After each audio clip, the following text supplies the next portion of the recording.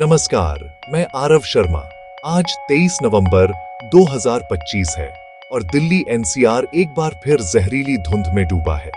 यह सिर्फ धुंध नहीं, बल्कि एक जहरीला कॉकटेल है जो हर सांस के साथ हमारे फेफड़ों में उतर रहा है। अस्पतालों में सांस की तकलीफ, आंखों में जलन और गले में खराश के मरीजों की भीड़ बढ़ गई है। बच्चे, जो कल देश का भविष्य है, आज जहरीली हवा में सांस लेने को मजबूर हैं। एयर क्वालिटी इंडेक्स के 500, 600, यहां तक कि 900 के आंकड़े अब आम हो गए हैं। यह स्तर आपातकाल से भी ऊपर है। यह संकट सिर्फ शारीरिक नहीं, मानसिक भी है।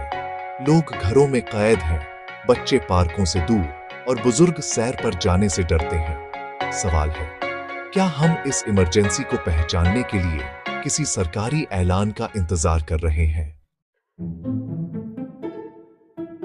हर साल दिवाली से पहले पटाखों पर बैन का ऐलान होता है, लेकिन दिवाली की रात दिल्ली का आसमान पटाखों के शोर और धुएं से भर जाता है।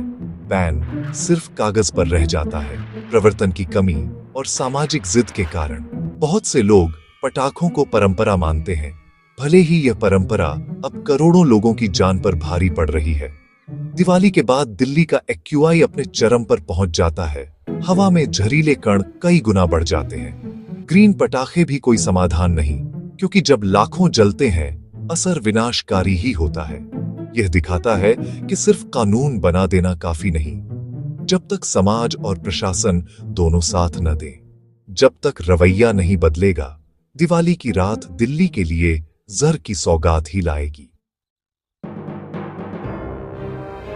दिल्ली का प्रदूषण सिर्फ पटाखों का नतीजा नहीं, बल्कि कई स्रोतों का घातक मेल है। सबसे बड़ा कारण है पराली जलाना। पंजाब, हरियाणा और यूपी के खेतों से उठता धुआं दिल्ली की हवा में घुल जाता है। सर्दियों में धीमी हवा और टेम्परेचर इन्वर्जन प्रदूषकों को जमीन के पास फंसा देता है। दिल्ली की लाखों गाड़ियां, कंस्ट्रक्शन की धूल, औद्योगिक धुआं और कचरा जलाना भी इस जहर को बढ़ाते हैं। यह समस्या किसी एक राज्य या विभाग की नहीं, बल्कि सबकी साझा जिम्मेदारी है। जब तक किसानों को विकल्प, शहरों में बेहतर पब्लिक ट्रांसपोर्ट और कड़े नियम लागू नहीं होंगे, हम हर साल इसी तरह घुटते रहेंगे। दिल्ली में एक्यूआई का 500 पार करना आम है। इसका मतलब है हवा में जहरीले PM2.5 कणों की भरमार। ये सूक्ष्म कण सीधे फेफड़ों में जाकर शरीर के हर अंग तक पहुंच सकते हैं। 500 से ऊपर एक्यूआई में सांस लेना दिन भर में दर्जनों सिगरेट पीने जितना खतरनाक है। इसके तत्काल असर आंखों में जलन, खांसी, सांस की तकलीफ हर जगह दिखते हैं। लंबे समय तक ऐसी हवा में रहने से फेफड़ों का कैंसर, हार्ट अटैक और बच्चों में स्थायी नुकसान हो सकता है। कल्पना कीजिए, आप ताजी हवा के लिए बाहर जाते हैं, लेकिन जहर आपके फेफड़ों में जा रहा है। यह सिर्फ एक आंकड़ा नहीं, बल्कि जीवन और मृत्यु का सवाल है। दिल्ली एनसीआर में प्रदूषण से निपटने के लिए GR लागू है। जैसे जैसे हवा खराब होती है, कड़े कदम उठाए जाते हैं। कूड़ा जलाने पर रोक, कंस्ट्रक्शन बंद, ट्रकों की एंट्री पर पाबंदी, स्कूल बंद।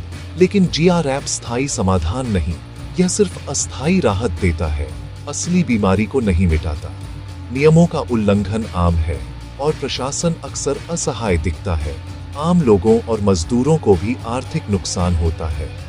असली बदलाव नागरिक जिम्मेदारी से आएगा। कम दूरी पैदल या साइकिल से तय करें, पब्लिक ट्रांसपोर्ट अपनाएं, कूड़ा न जलाएं, पेड़ लगाएं। जब प्रशासन, समाज और व्यक्ति मिलकर जिम्मेदारी निभाएंगे, तभी दिल्ली की सांसें लौटेंगी।